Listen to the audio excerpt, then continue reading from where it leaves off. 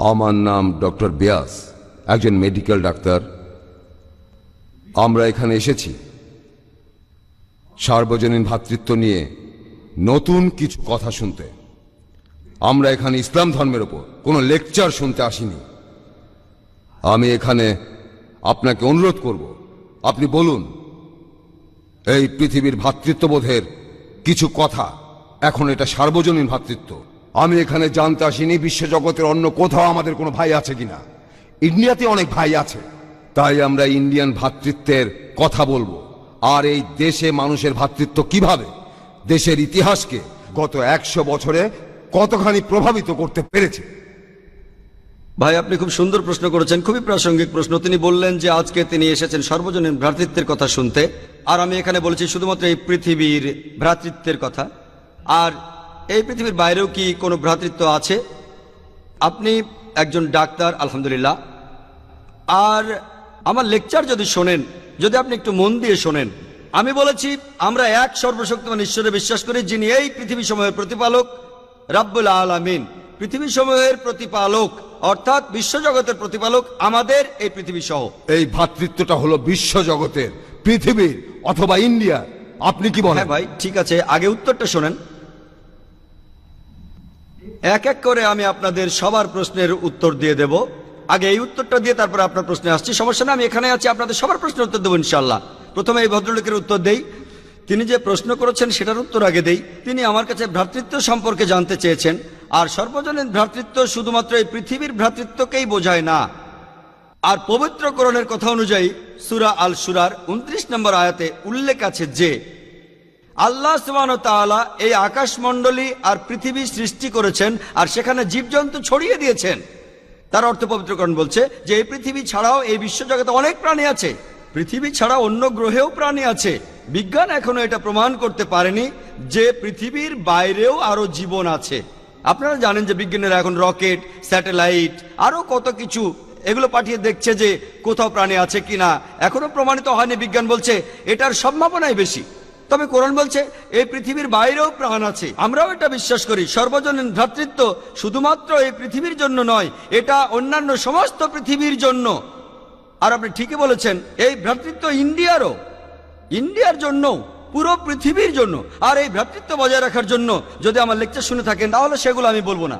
আমাদের কিছু নৈতিকতা থাকা উচিত যে কোনো একজন মানুষ অন্য কোনো মানুষকে খুন করবে না, সে ডাকাতি করবে না, সে দান খয়রাত করবে, প্রতিবেশীদের ভালোবাসবে, কারো পেছনে নিন্দা করবে না।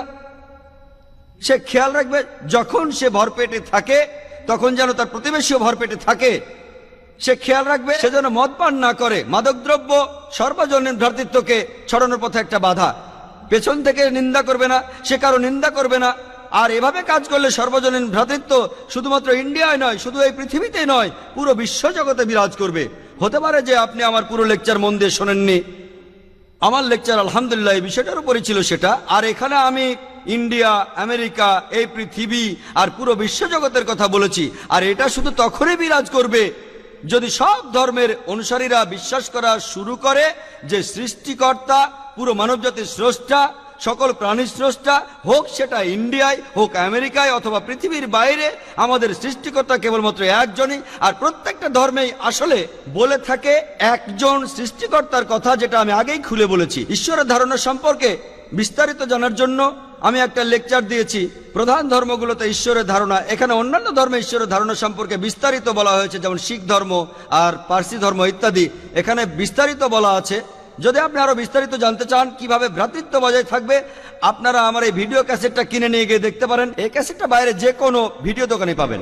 আমার প্রথম প্রশ্নটা হলো, সর্বজনীন ভ্রাতৃত্বের নাম দিয়ে আপনি ইসলাম ধর্মের বিজ্ঞাপন দিচ্ছেন, আর এর উপর ভিত্তি করে দয়া করে পরিষ্কার করে বলবেন এই সর্বজনীন ভ্রাতৃত্ব এটা আসলে কি?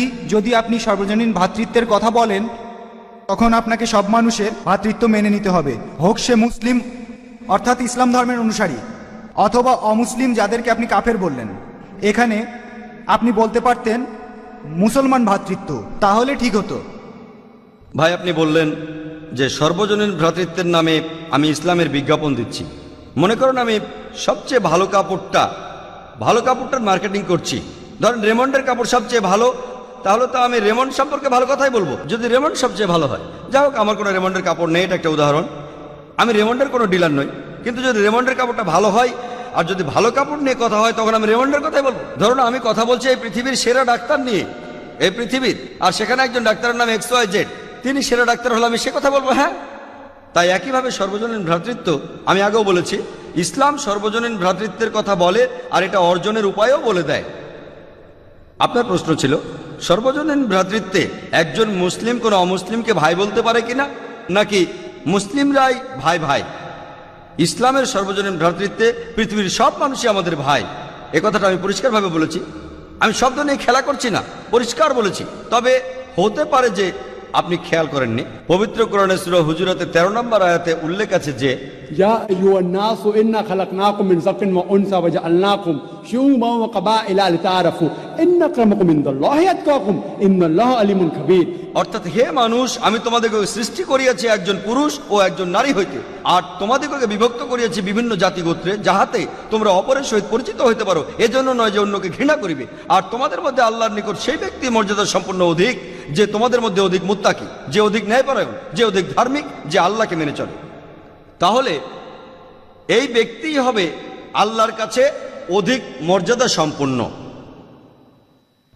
ধরুন আমার দুজন ভাই, একজন খুব ভালো মানুষ, আসলে আমার ভাই মাত্র একজন, তবে ধরুন আমার দুজন ভাই, একজন মেডিকেল ডাক্তার, এই ভাইয়ের মতো যে মানুষের বিভিন্ন অসুখ সারায়, আর অন্যজন হলো মাতাল ধর্ষক। দুজনই আমার ভাই। এদের মধ্যে কে ভালো ভাই? যে পেশায় ডাক্তার, মানুষের অসুখ সারায় আর সমাজের কোনো ক্ষতি করে না। আর অন্যজন, সেও আমার ভাই, কিন্তু সে ভাইটা আমার ভালো নয়। একইভাবে পৃথিবীর সব মানুষই আমার ভাই, কিন্তু সেই ভাইরা আমার কাছাকাছি, যাদের তাকওয়া আছে, যারা ন্যায়পরায়ণ, যারা ধার্মিক। মূল কথা হলো যারা ধার্মিক, যারা ন্যায়পরায়ণ, যারা আল্লাহকে মানে, তারা আমার কাছাকাছি। এটা খুবই পরিষ্কার, আমার লেকচারে বলেছি, আবারও বললাম, আশা করি উত্তরটা পেয়েছেন। আপনি এখানে বললেন হিন্দুইজম, ইসলাম আর খ্রিস্টান ধর্মের কথা। এই তিনটা ধর্মেই ভ্রাতৃত্ব নিয়ে ভালো কথা বলা হয়েছে। আপনি এখানে যেটা বলেননি, হিন্দু ধর্মের ভ্রাতৃত্ব আর খ্রিস্টান ধর্মের ভ্রাতৃত্ব। ভাই আপনি বললেন যে আমি ইসলাম সম্পর্কে ভালো কথা বলেছি, সর্বজনীন ভ্রাতৃত্বের কথা, তবে আমি হিন্দু আর খ্রিস্টান ধর্মের সম্পর্কে ভালো কথা বলিনি। আমি এখানে কিছু ভালো কথা বলেছি, আমি সব কথা বলিনি হিন্দু আর খ্রিস্টান ধর্মের ভ্রাতৃত্ব নিয়ে, কারণ আপনারা সেটা হজম করতে পারবেন না। আমি জানি আপনারা সেটা হজম করতে পারবেন না, আমাকে ধৈর্য ধরতে হবে। আমি খ্রিস্টান ধর্ম জানি, আমি বাইবেলও পড়েছি, আমি হিন্দু ধর্মগ্রন্থ পড়েছি। আমি সে কথাগুলো বললে এখানে সবার মধ্যে গন্ডগোল লেগে যাবে। আমি এখানে এসেছি আমাদের সাদৃশ্যগুলো নিয়ে কথা বলতে, তাই সাদৃশ্যের কথা বলেছি। হিন্দুইজম বলে চুরি করো না, খ্রিস্টান ধর্ম বলে চুরি করো না, উত্ত্যক্ত করো না, ধর্ষণ করো না, এগুলো বাদে ভ্রাতৃত্বের কথা বললে। আপনাদের আমি ছোট্ট একটা উদাহরণ দেই। ঈসা আলাইহিস সালাম বলেছেন, এটার উল্লেখ আছে গসপেল অফ ম্যাথিউয়ের 10 নম্বর অধ্যায়ের 5 ও 6 অনুচ্ছেদে বলা হয়েছে। এটা উদ্ধৃতি, অধ্যায় আর অনুচ্ছেদ থেকে উদ্ধৃতি দিচ্ছি, আমার বানানো কথা না। তিনি তার অনুসারীদের বলেছেন, জেন্টাইলদের পথ অনুসরণ করো না, বরং তার বদলে ইসরায়েলের অধিবাসীদের পথ অনুসরণ করো। এই জেন্টাইল কারা? ইহুদি না, হিন্দু, খ্রিস্টান, আর আমরা হলাম জেন্টাইল। শুকরের পথ অনুসরণ করো না, তিনি আমাদের শুকর বলেছেন। আমি কি এখানে সে কথা বলবো? ঈসা আলাইহিস সালাম বলেছেন, গসপেল অফ ম্যাথিউয়ের 15 নম্বর অধ্যায়ের 24 নম্বর অনুচ্ছেদে আছে, তিনি বলেছেন, আমি এই পৃথিবীতে এসেছি শুধুমাত্র ইসরায়েলের অধিবাসীদের জন্য।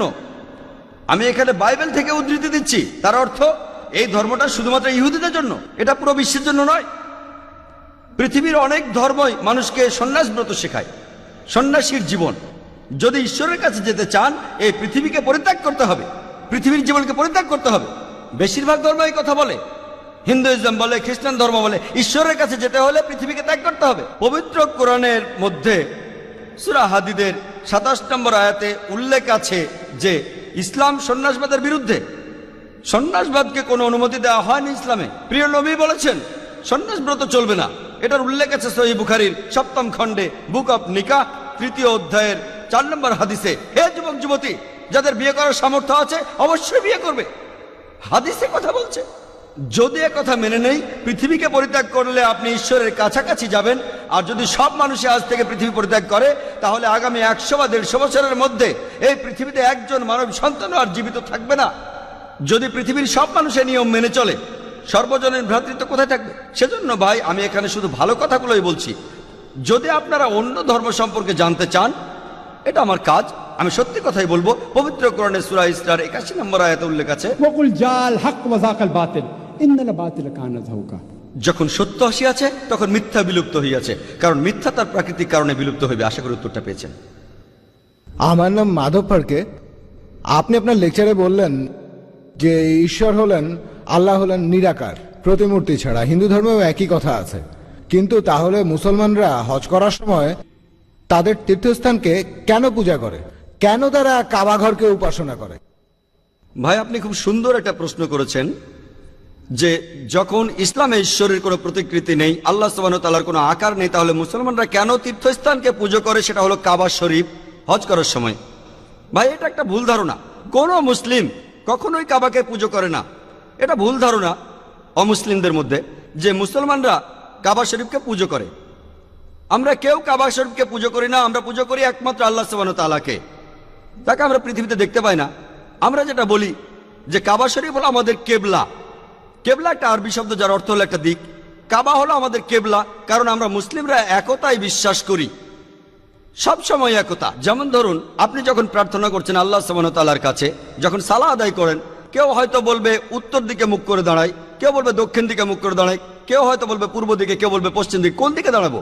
আমরা একতায় বিশ্বাস করি।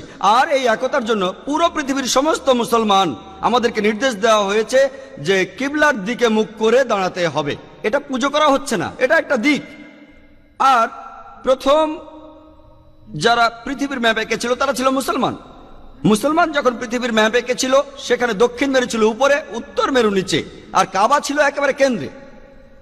পরে পশ্চিমারা আঁকলো, তারা ম্যাপটাকে উল্টে দিল, উত্তর মেরু উপরে, দক্ষিণ মেরু নিচে। আলহামদুলিল্লাহ কাবা এখনো সেই কেন্দ্রেই আছে, মক্কা এখনো কেন্দ্রে।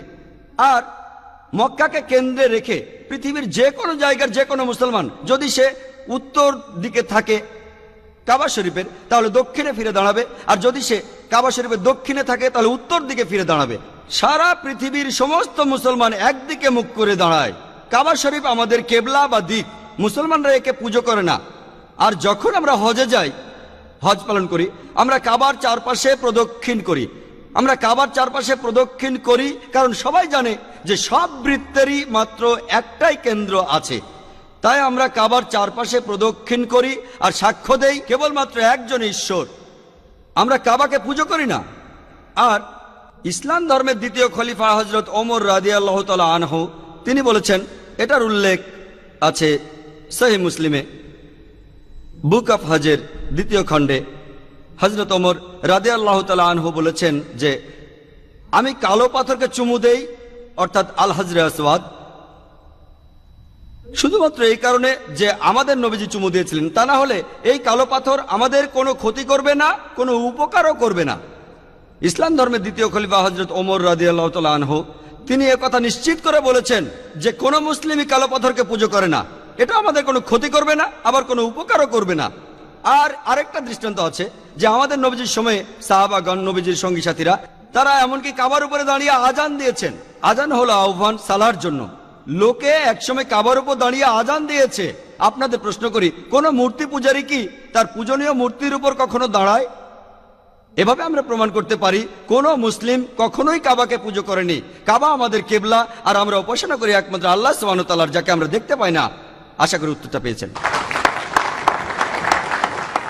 كلوا وارعوا أنعامكم إن في ذلك لآيات لأولي النهى منها خلقناكم وفيها نعيدكم ومنها نخرجكم تارة أخرى ولقد أريناه آياتنا كلها فكذب وأبى قال أجئتنا لتخرجنا من أرضنا بسحرك يا موسى فلنأتينك بسحر مثله فاجعل بيننا وبينك